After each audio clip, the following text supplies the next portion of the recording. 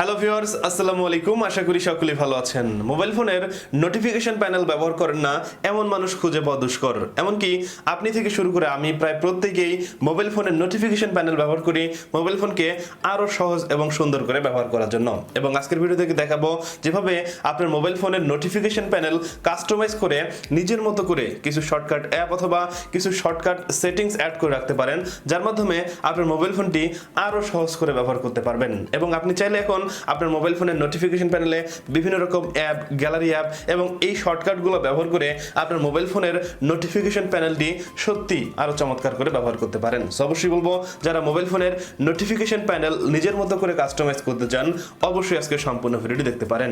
আর ভিডিওটি শুরু করার আগে বলে নিচ্ছি, আপনি যদি চ্যানেলে নতুন দর্শক হয়ে থাকেন তাহলে অবশ্যই সাবস্ক্রাইব করবেন এবং নোটিফিকেশন এখানে ক্লিক করুন পরবর্তী ভিডিওগুলো দেখার জন্য। যারা সাবস্ক্রাইব করেছেন সবাইকে অসংখ্য ধন্যবাদ।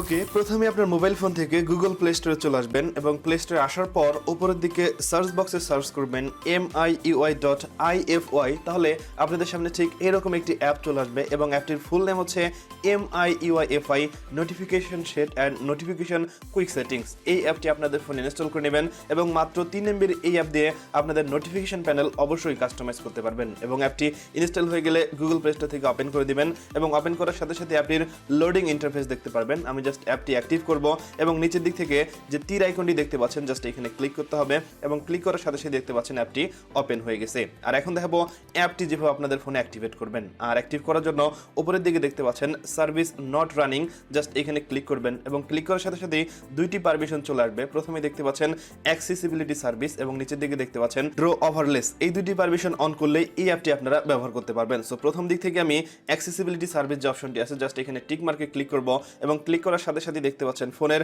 অ্যাক্সেসিবিলিটি সার্ভিস চলে আসছে। সো এখান থেকে আমাদের খুঁজে বের করতে হবে miui কোথায় গেল। সো দেখতে পাচ্ছেন এখানে miui.fi অপশনটি চলে আসছে, জাস্ট এখানে ক্লিক করবেন। ক্লিক করার পর জাস্ট এই পারমিশনটা আপনারা সিম্পলি অন করে দিবেন। আর এরপর নিচের দিক থেকে ওকেতে ক্লিক করবেন, তাহলে পারমিশনটি ইনেবল হয়ে যাবে। এরপর একটি ব্যাক করবেন এবং আবারও ব্যাক করবেন। ব্যাক করার পর দেখতে পাচ্ছেন 2 নম্বর যে পারমিশনটি আছে জাস্ট এখান থেকে অনেক ক্লিক করবেন। ক্লিক করার সাথে সাথে পারমিশন অন করে একটি অপশন পাবেন, জাস্ট এখান থেকে টিক মার্ক দিয়ে দিবেন। তারপর জাস্ট একটি ব্যাক করবেন এবং ব্যাক করার সাথে সাথে কিন্তু এই অ্যাপটি অ্যাক্টিভেট হয়ে যাবে। সো দেখতে পাচ্ছেন অ্যাপটি এখন অ্যাক্টিভেট হয়ে গেছে। এছাড়াও আপনি চাইলে এই অ্যাপের যে ফিচারগুলো আছে সবগুলোই ব্যবহার করতে পারেন। যেমন প্রথমে দেখতে পাচ্ছেন টাইলস একটি অপশন, এখানে ক্লিক করে আপনার ফোনের নোটিফিকেশন প্যানেলে আপনি যে ধরনের শর্টকাটগুলো ব্যবহার করতে চান সবগুলোই কিন্তু ব্যবহার করতে পারবেন। এখানে অনেক প্রকার শর্টকাট আছে, সো আপনি এই শর্টকাটগুলো ব্যবহার করার ট্রাই করতে পারেন। তারপর দেখতে পাচ্ছেন এখানে অ্যাপ একটি অপশন রয়েছে, আপনি যদি অ্যাপে ক্লিক করেন তাহলে আপনার মোবাইল ফোনের যে অ্যাপগুলো আছে এই অ্যাপগুলো আপনি আপনার নোটিফিকেশন প্যানেলে শর্টকাট করে রাখতে পারেন। সো দেখতে পাচ্ছেন লোড নিচ্ছে এবং লোড শেষ হয়ে গেলে দেখতে পাচ্ছেন অ্যাপের লিস্টটি চলে আসছে। সো এখান থেকে আমি যদি ক্যামেরা অ্যাপ অথবা গেম যেমন ক্ল্যাশ অফ ক্ল্যান অথবা নিচের দিক থেকে যদি গ্যালারি অ্যাপ সেট করতে চাই জাস্ট গ্যালারির উপর ট্যাপ করব, তাহলে নিচের দিকে আপনারা দেখতে পাচ্ছেন এখানে কিন্তু গ্যালারি অপশন চলে আসছে। আর উপরের দিকে দেখতে পাচ্ছেন এখানে কিছু শর্টকাট যেমন কাস্টম শর্টকাট এগুলো আপনারা ব্যবহার করে দেখতে পারেন। এরপর একটি ব্যাক দিচ্ছি, ব্যাক দেওয়ার পর দেখতে পাচ্ছেন স্লাইডার। আসলে আপনি কি ধরনের স্লাইডার রাখতে চান, যেমন হচ্ছে মিডিয়া ভলিউম, তারপর হচ্ছে অ্যালার্ম ভলিউম, তারপর হচ্ছে ring volume, notification volume, call volume, সব কিছু কিন্তু আপনি স্লাইডারে অ্যাড করতে পারেন। আমি একটি ব্যাক দিচ্ছি, এখন ফোনের নিচ থেকে যদি উপরে সোয়াইপ করি তাহলে দেখতে পাচ্ছেন এখানে সমস্ত প্রকার ভলিউমগুলো অ্যাড হয়ে গেছে এবং এখানে দেখতে পাচ্ছেন আমার যে শর্টকাটগুলো আমি ব্যবহার করেছি অর্থাৎ নোটিফিকেশন প্যানেলের শর্টকাট সবগুলোই দেখতে পাচ্ছি। জাস্ট নিচের দিকে সোয়াইপ করে দিচ্ছি।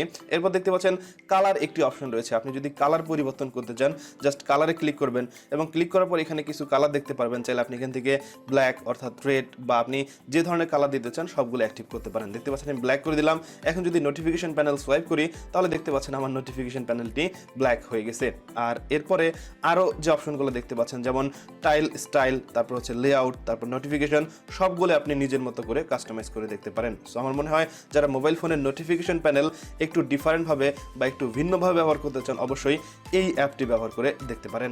অলরাইট, এই ছিল আজকের ভিডিও। তবে ভিডিও শেষ করার আগে যে বিষয়টি না বললে নয়, এই অ্যাপের দুইটি ইউনিক ফিচার আমার কাছে যথেষ্ট ভালো লেগেছে।